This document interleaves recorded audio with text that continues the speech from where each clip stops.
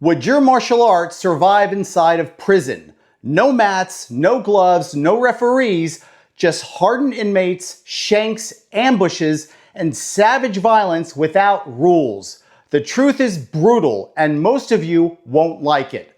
Let's check it out.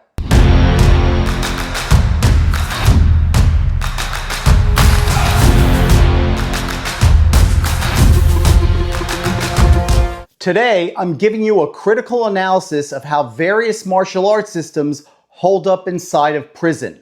I'll test them against 4 real-world combat metrics that can mean the difference between life and death. These are the tests, and when I run these arts through them, the results are going to piss off a lot of you, because most of what people call combat effective won't survive in prison. Now, for the beta male trolls slouching their beanbag chairs, stuffing their faces with Cheetos, who are going to say, well, you've never been in prison, so what do you know? Shut up. No, I've never been locked up, and thank God. But here's the truth. Serving time doesn't make someone a teacher. It makes them a cautionary tale. But the trolls, they're just too ignorant to even know the difference. As part of my experience, I sought out the rare ones, hardened ex-cons who had fought their way through prison violence and lived to pass something on. They weren't teaching theory. They were sharing hard experiences, and those experiences only reinforce what I already knew. Real combat has nothing in common with what you practice in your safe little dojo. And that's just one small part of my background most people don't even know about. And it's far from the whole picture, because I spent over 35 years creating contemporary fighting arts, a complete combat system designed to prepare professionals for the violence most people only read about. CFA has been taught to law enforcement, military, and private citizens. And as a master law enforcement instructor, I've trained federal, state, and local officers, including prison guards who face dangerous inmates every single day. And here's the critical distinction. The ex-con who brawled through prison might have scars and stories, but scars don't equal expertise. Surviving chaos is not the same as teaching others how to master it. Most can systemize violence, and almost none have the comparative knowledge to judge martial arts through an analytical lens. I can. I've studied martial arts systems my entire life, trained martial arts instructors, and translated raw experience into combat doctrine. Survival does not make a teacher. Comparative knowledge and the ability to codify those lessons into a framework that anyone can understand, train, and apply. That's what makes a teacher, and that's why my assessment matters. And for the smartasses out there who think they're being clever, yes, survival in prison is tied to alliances, gangs, and protection. I've studied this professionally. I hold a degree in criminal justice from one of the top programs in the country, and I've examined the penal system inside and out, including how those power structures work. This video isn't about politics or who you roll with. It's about combat effectiveness when violence comes at you. Before we get into it, this video is not about how to fight in prison.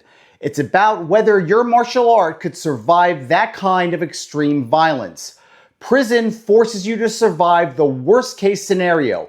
Up close, no rules, no exits, and danger in every direction. If your martial art can survive that, it can survive anything.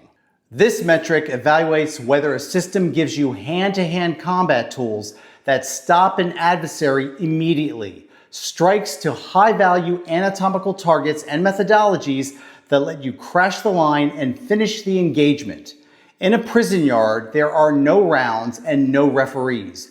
You need strikes that are effective, efficient, and safe enough to end the fight now. Because the longer it goes, the greater your chances of serious injury or death. Boxing and MMA have solid punching and striking mechanics, but they're sport systems built for scoring points, lasting rounds, and safety, not crashing the line and ending a fight immediately. Standing toe-to-toe turns a one-on-one fight into a slow-motion liability. You lose sight lines, invite third-party intervention, and you give your opponent time to recover or for others to join the fight. It's a fail. Krav Maga markets itself as combat ready, but that's a complete lie. I already exposed this in my video, Krav Maga is a joke and will fail in a fight. Go watch that if you want the full breakdown. Here's the short version of it. Its striking arsenal is weak, unrealistic, and completely lacking in real anatomical targeting. The whole system is built on choreographed drills that collapse the moment chaos hits. Honestly, you'd be better off as a boxer or an MMA fighter. It's a fail. BJJ has no hand-to-hand combatives. It's built on takedowns, ground control, and submissions. It's a chess game played on the mats. Those skills and techniques work in a gym with rules and time, but in a prison fight, they become liabilities. Going to the ground destroys situational awareness, invites third-party attackers, and leaves you exposed to an edged weapon attack. It's a catastrophic fail. Filipino martial arts has some of the worst hand techniques known to man. Theatrical trapping, endless flow drills, and ceremonial movements with zero stopping power or any realistic application. It's built for show, not for breaking bones. In a no-rules prison yard, it's suicide, and it's a fail. The truth is, Jeet Kune Do isn't even a fighting method with any real combat credibility. I've already broken this down in my video. Bruce Lee's Jeet Kune Do is useless in a fight. Go watch it if you want the full analysis, but here's the short version. It's a fantasy art for Bruce Lee fanboys who refuse to grow up and think philosophical quotes will save them from having their skulls caved in. It's a catastrophic fail. Contemporary fighting arts includes a robust striking arsenal that exploits high-value anatomical targets. But in a prison yard, we don't trade blows. We apply the Widowmaker program, a brutal fighting method designed to overwhelm an adversary and end the fight immediately. By using its raising methodology, you short-circuit the opponent's cognitive brain function, producing near-instant incapacitation rather than a prolonged exchange. It's a pass. From the ancient Colosseum, where gladiators lived and died, to the storm-torn seas, where iron met flesh upon shattered decks, to the battlefield, where wrath carved kingdoms in blood, bone, and steel, we follow the War Machine. War Machine Chronicles celebrates the warrior archetype, the ethos society seeks to suppress, to soften, to erase. From the age of iron and blood, where warriors roared defiance in the face of death, to all men who still feel the war drum beat beneath their skin, written for fighters, soldiers, and survivors. For those who still walk the edge, it is transformation, forged to harden the mind, discipline the body, and sharpen the will. War Machine Chronicles, not just a book, it's a sacred codex of wrath. Over 300 pages, more than 100 haunting illustrations, combat verse, and lethal philosophy forged by Sammy Franco. War Machine Chronicles, not just a story, but a weapon. It teaches, it tests, it transforms. War Machine Chronicles, coming soon. Available in hardcover, paperback, and Kindle editions. This metric measures whether a system teaches you to survive when you're outnumbered, the real danger in a prison yard. We're looking for skills that deny flanking, emphasize strategic targeting, identify the alpha and the subordinates in a group, and use movement and the environment to prevent encirclement. The focus is on tactical do's and don'ts. Avoid standing still and trading blows, maintaining visual control, forcing choke points, and disengaging to safety when you can. When it comes to multiple attackers, the truth is simple. None of the popular systems prepare you for it. Boxing, MMA, BJJ, Krav Maga, Filipino martial arts, and Jeet Kune Do, none of them train you to deny flanking, identify alpha, control subordinates, and use the environment to keep you from being surrounded. They're built for one-on-one duels, not yard realities where violence usually comes from more than one direction. In prison, standing still and trading blows is suicide. You need movement, awareness, and exploitation of barriers. That's why they all collapse under this metric. All of them are a fail. Contemporary fighting arts prepares you for multiple attackers. It trains strategic positioning and mobility to deny flanking, preemptive actions to disrupt encroachment, and recognition of alphas and subordinates in a group.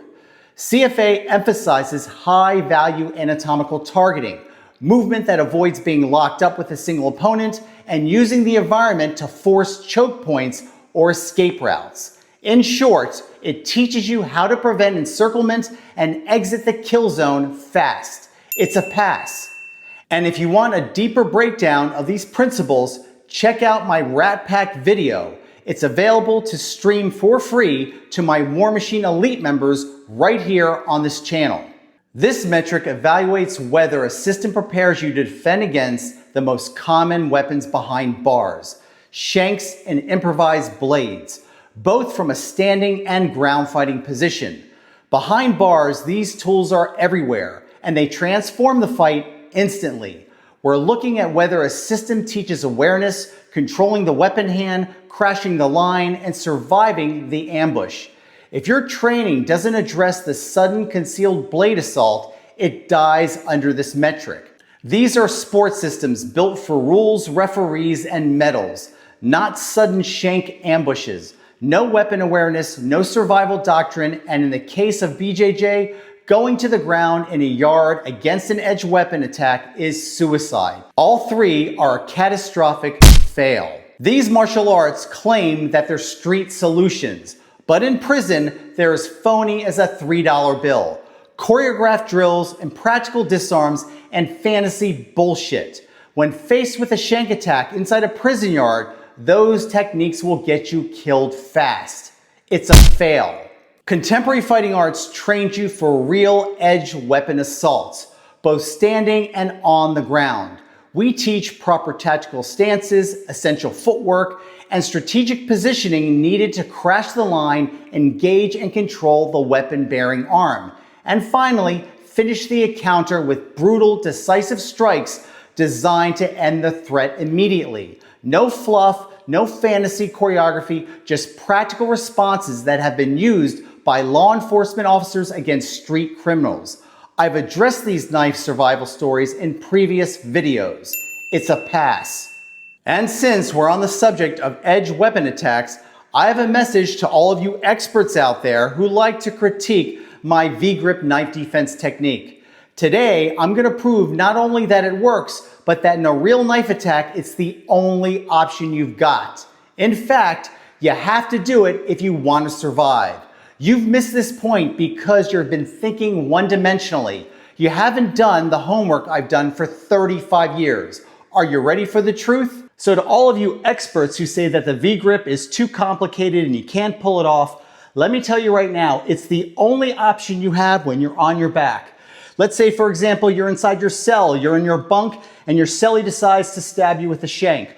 Or, for example, you're in your bed, and there's a home invasion. Someone breaks in and literally is on top of you with a knife. What are you going to do? And finally, if you're in a fight and it's a ground fight, and the opponent takes out a knife, how are you going to stop the knife from stabbing you? You have no choice but to use that V-grip. It's the only option you have. So all of you people who don't think that the V-grip works, not only does it work, you have to do it if you want to survive the situation. Hey Tommy, do you hear that? Do you hear that sound? Hear what? That's the sound of keyboard warriors realizing they're idiots. Hey, we're about to get back into the video, but let me ask you something. Do you want to legitimately accelerate your self-defense skills? And are you sick of clickbait videos teaching absolute garbage? Or tired of being misled by unqualified wannabe experts who have zero credibility or experience? If the answer is yes, now is the time to join my War Machine memberships. As a member, you're going to get exclusive access to in-depth training videos, exclusive full-feature video content, downloadable training PDFs, and direct insights you're not going to find anywhere else. Plus, you're going to have direct access to me in the comments section of all my videos. So if you have questions, you're going to get real, detailed answers from me and not some random keyboard warrior. So if you're serious about mastering real-world combat skills, hit the join button below and start training like a true war machine. Now, let's get back to the lesson. This fourth and final metric asks a simple question. When you hit the ground, can your martial arts system get you back on your feet fast enough to survive? It's not about submission techniques or who wins on the mat. It's about immediate disengagement, regaining your feet, avoiding positional asphyxia, compensating for size and strength disparities, and being prepared if he's got a blade. In prison, staying on the ground is usually a death sentence. Boxing has no ground game whatsoever. It's an entire system that's built for stand-up striking, which means the second you hit the floor, you're out of options. No escapes, no reversals, no way to get back to your feet again against an aggressive opponent. It's a catastrophic fail. Both have skills and mechanics that can get you back to your feet, but only if the practitioner trains explicitly to re-verticalize under the chaos of real combat. Without that shift, their ground game becomes a liability. Both of them are conditional pass. These martial arts offer no practical, tested methods for escaping a ground ambush in a prison environment. Their approaches are virtually non-existent for that reality, especially the Filipino martial arts. All of them are a catastrophic fail. Contemporary fighting arts contains the ultimate force option I've never shown on this channel: savage street fighting. It's tactical savagery built for the absolute worst case scenarios, whether you're locked up on the ground or tangled standing up. Savage street fighting literally compels an attacker to withdraw or disengage from a lockup instantly. It bypasses the slow, tedious grappling game and gives you tools to end ground encounters immediately. In practice, it neutralizes the advantages of a mixed martial artist, a BJJ practitioner, a wrestler, or a prison inmate. It's a genuine game changer. With savage street fighting, it's a pass. If you want to learn more about the savage street fighting method, see my book, Savage Street Fighting: Tactical Savagery as a Last Resort. I'll put a link in the description down below if you'd like to check it out. And if you prefer video instruction, check out my video, Savage Street Fighting, that covers everything you want to know about this one-of-a-kind fighting method. It's available for sale on my website at sammyfranco.com. And if you're a War Machine Elite member, it's now available to watch for free inside the members only section of this channel. And if you're not already a War Machine member, click the join button below to check out the different types of perks and membership options we have to offer. And for those of you who are already typing in the comments section that I'm biased because I'm the founder of Contemporary Fighting Arts, stop and ask yourself this: did I not lay out each point analytically with logic and real-world criteria? Did I not measure every system against the exact same survival metric? That's not bias, that's intellectual honesty. What's biased is ignoring facts because you're emotionally invested in your martial arts style. So don't confuse tribal loyalty with truth. And before the apologists jump in with, well, my Krav Maga school teaches this, or my MMA coach adds that, save it. Every system has individual coaches or instructors who add their own spin. In fact, that only proves they know their style is full of holes. But it doesn't change the fact that the core methodology of those arts are what I analyzed here. Don't confuse one-off exceptions with the actual DNA of a system. Prison survival is not about flashy combat sports, stage drills, or recycled martial art quotes. It's about staying alive when the environment is designed to break you.